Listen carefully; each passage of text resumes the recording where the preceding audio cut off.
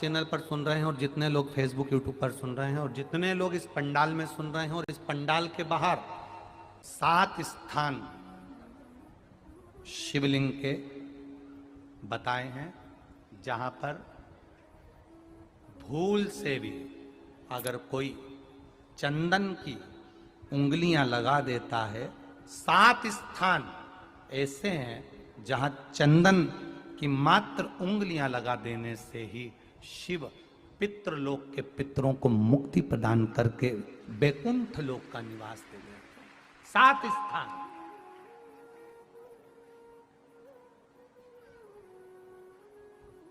और वो 7 स्थान जो चंदन के बताए गए हैं, पहला भगवान देवाधिदेव महादेव के शिवलिंग पर चंदन का लेपन। समझ लेना जरा बहुत अच्छे से। आपको लगता है स्वप्न में कोई मुर्दे दिख रहे हैं या कोई जल रहा है या कोई मर रहा है या कोई चला गया है, ऐसा भय लगता है। बच्चों को मानी भेजूंगी ऐसा हो जाएगा, पति को मानी भेजूंगी ऐसा हो जाएगा, कोई हमारे कोई गलत तो नहीं कर रहा है, आपको लगता है। 7 स्थान चंदन के बताएं महाराज। पहला शिवलिंग, दूसरा जहां गणेश जी का स्थान है, मालूम है ना सबको?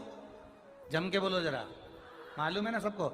जहां गणेश जी का स्थान है वहां अलग से गणेश जी बैठे, वहां नहीं। शिवलिंग में जलाधारी के ठीक सामने राइट में गणेश, लेफ्ट में कार्तिकेय, बीच में अशोक सुंदरी। तो पहला चंदन बाबा के शिवलिंग पर, दूसरा गणेश जी पर चंदन की उंगली, तीसरा षडानंद कार्तिकेय पर चंदन की उंगली, चौथा अशोक सुंदरी पर चंदन की उंगली, पांचवा जलाधारी पर चंदन की उंगली, छठा जो शिवलिंग का जल बह रहा है इसके ठीक विपरीत की ओर चंदन की उंगली, और 7वां चंदन नंदी के मस्तक के ऊपर जो 2 सींग लगे रहते हैं उस पर चंदन की उंगली। ये कब लगाई जाती है? या तो अमावस्या के दिन। आपको लगता है कि हमारे पूर्वजों का उद्धार नहीं हुआ, हमारे पूर्वजों का कल्याण नहीं हुआ, कहीं अधोगति में कोई चला गया है, उसका बस एक बार, रोज नहीं जरूरत है, प्रतिदिन जरूरत ही नहीं, महीने में एक बार अगर अमावस्या के दिन भी आपने चंदन के थोड़ा सा चंदन अगर मेरे देवाधिदेव महादेव को 7 स्थान पर समर्पित किया है। अशोक यहाँ पर वर्णन कर रही है, मैना, धन्य और कला की कथा कह रही है। तीनों ने सनकादि ऋषियों से मांगा। चंदन भगवान को अति प्रिय होता है और चंदन ही एक ऐसा होता है जो पितरों को भी प्रिय होता है, जिसका स्पर्श मात्र लगने से पूर्वजों का कल्याण हो जाता है, वो चंदन का। तो आप लोग जो पशुपति व्रत कर रहे हो या कोई भी उपास करते हो, कई लोग कहते हैं हमने करा नहीं हुआ। क्यों नहीं हुआ? उसमें हमारी गलतियों को हमें छाट। ये देखिए,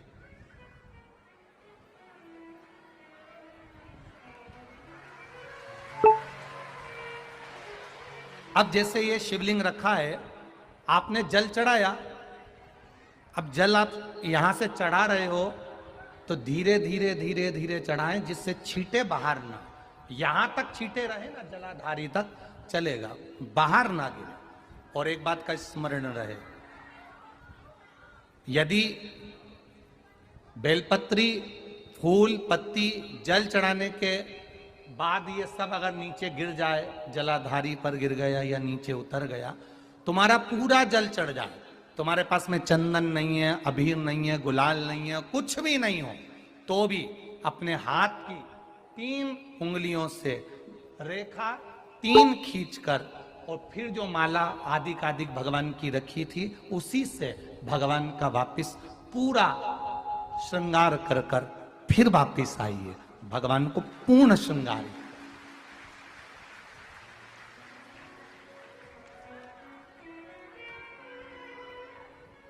भगवान का पूर्ण श्रृंगार कर कर आइए। कई लोग जल चढ़ाने के बाद में भगवान का जो फूल पत्ती नीचे रखी रहती है, आप, हम ये नहीं कह रहे कि आप अपने घर से लेकर जाओ, आपके पास में कुछ नहीं, 1 लोटा जल चढ़ाओ, जल चढ़ाया, जो फूल पत्ती नीचे रखी हुई है उसी को उठाकर उसको रखकर उसी फूल से भगवान का खूब सुंदर श्रृंगार भगवान का कर कर फिर आइए।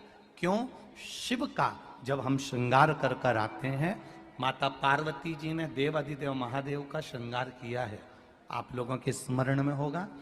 राम जी ने माता जानकी का श्रृंगार किया है। रामचरित सुनिए कथा, रामायण सुनिए आप लोगों ने, रामायण सुनी होगी तो उसमें माता बैठी हैं शिला के ऊपर और भगवान राम उनका श्रृंगार कर रहे हैं। एक कौवा आता है, वो चोंच मार कर जाता है, ये सारा वृत्तांत आप लोगों ने श्रवण किया है। तो राम जी माता सीता का श्रृंगार करते हैं, भगवान कृष्ण राधा जी का श्रृंगार करते हैं।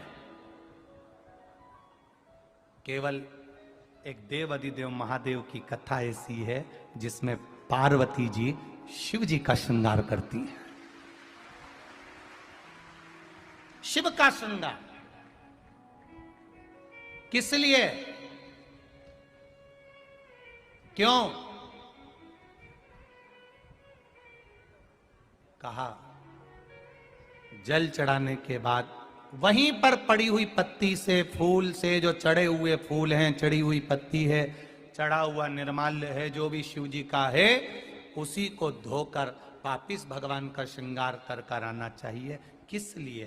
कि हे भोलेनाथ, जब मैं इस संसार सागर से जाऊं, अखंड सुहाग लेकर पूरी श्रृंगार कर कर इस धाम से जाऊं।